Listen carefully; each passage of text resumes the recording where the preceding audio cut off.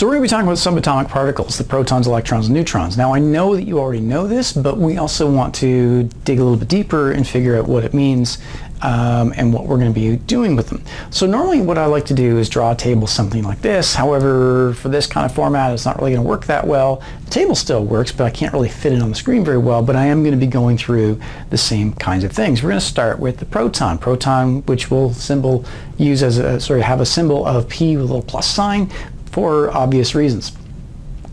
We know it's in the nucleus, and we know that it has a mass of 1 atomic mass unit, sometimes labeled as just 1 U, although really we don't need to use the units all that often. Now you might be wondering what an AMU is, and the answer is, well, it's kind of hard to describe. It's an invented unit, and that we only use it for atoms, so we don't really need to worry about what it is. I'm not going to tell you how big an atomic mass unit is in grams because it's just not necessary. It has a charge of +1. That part's important as well.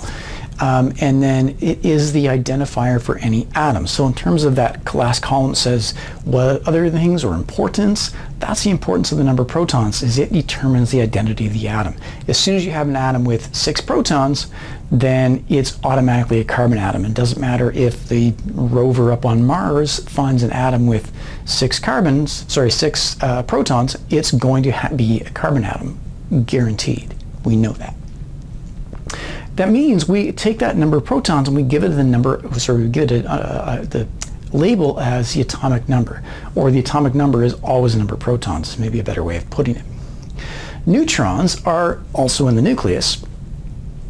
They have roughly the same mass, about 1 atomic mass unit. They're slightly heavier than protons, but they're kind of sensitive about it, so we don't bring it up very often. We just say that they're 1. The charge is 0. It's a neutral charge. It's a neutral particle.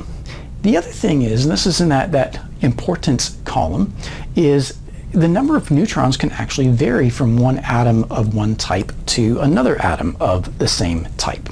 And what that does is, or I'll give you an example, carbon atoms might have 6 neutrons, they might have 7 neutrons, they might have 8 neutrons, and it really depends from one atom to another. Most carbon atoms have 6, but a few have 7, and even fewer have 8. Now we give that a name when you have the same kind of atom with a different mass. That's called an isotope. It's a little bit like if you have different models of car, not different models of a car, the same model of car, but then you can have these different trim levels. You know, you got the luxury, you've got the base model and things like that. Not that an atom of carbon with 8 neutrons is faster or more sporty, but it's just different. The other thing is that the atomic mass is going to be made up of the protons and the neutrons combined, but the number that we get on the periodic table is actually a weighted average. What's a weighted average, you might say? Ha, glad you asked. If I take boron, for example, and the only reason I'm using boron is because it has 2 isotopes and I happen to know the numbers there without looking them up. There are 2 isotopes of boron. One that has 5 protons and 5 neutrons. I keep getting 6 because of carbon. Everything is carbon. 5 protons and 5 neutrons, that has a mass of 10, but only about 20% of boron atoms are going to have that. The rest of the boron atoms are going to be a little bit heavier. They're going to have 5 protons, still 5 protons because that's the atomic number, and now 6 neutrons for an overall mass of 11. But you'll notice the number on the periodic table is neither 10 nor 11. Well, what's going on there? Well, that's the weighted average. If I take 20% of 10 and 80% of 11, I would get 10.8. So my numbers are a little bit off, but close enough, right? That number on the periodic table represents the average mass of a selection of boron atoms. Having said that, if you were to dig a hole in a boron mine in Canada, you might have a slightly different ratio of isotopes compared to if you went and dug a hole in a boron, collected boron atoms from a boron mine in, I don't know, South America. The exact proportion might be a little bit different, but give or take, it's going to be in this neighborhood. Okay. Now, what's important is that when I give you an individual atom, it's not necessarily going to have the mass of 10.8. You're going to be working with a specific number of protons and a specific number of neutrons, and therefore you will have a whole number mass. Okay. Electrons. these are the ones that are important for us. We know where they are. They're around the nucleus in these energy levels. We also know that the mass is kind of ignorable. If you were looking at grade, some of the textbooks, they'll actually give you the number. We don't really care what the number is. It's really, really small mass. So we're going to ignore the mass. You need thousands of electrons before you had enough to really make a difference in terms of the overall mass. Has a charge of -1. The other thing about electrons, they can be gained or lost, and to make ions. So here's where we run into a math problem.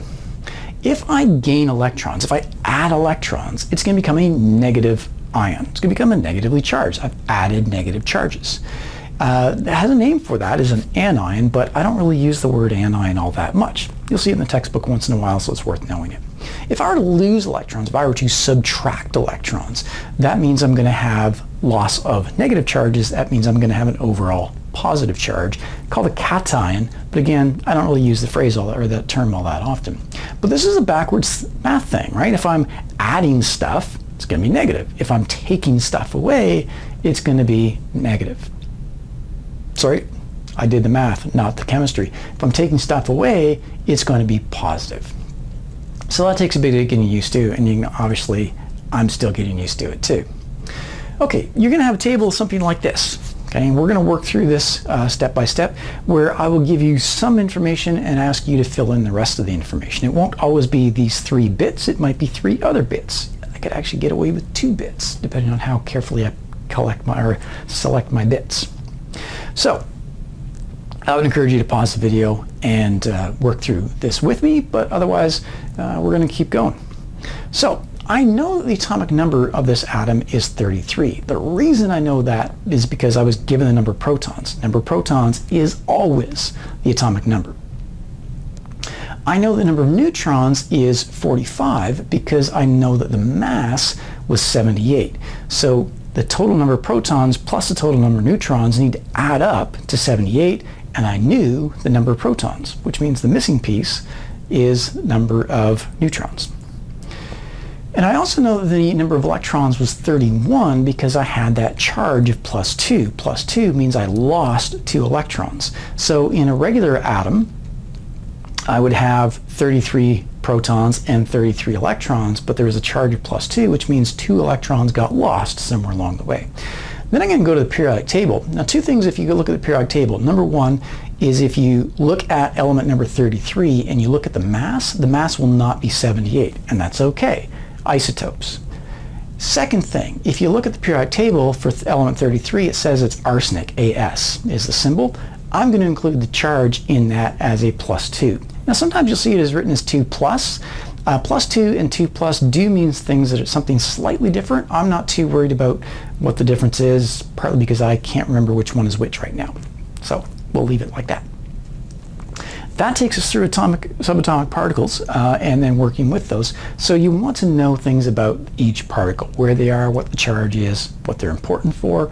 You want to know what isotopes are and things like that. You want to be able to describe the properties of each particle, which I just got finished saying, and then the number of each. So that last thing that we did with the table. Okay? So those are the things that we need to be able to do with subatomic particles. And we'll talk to you another time.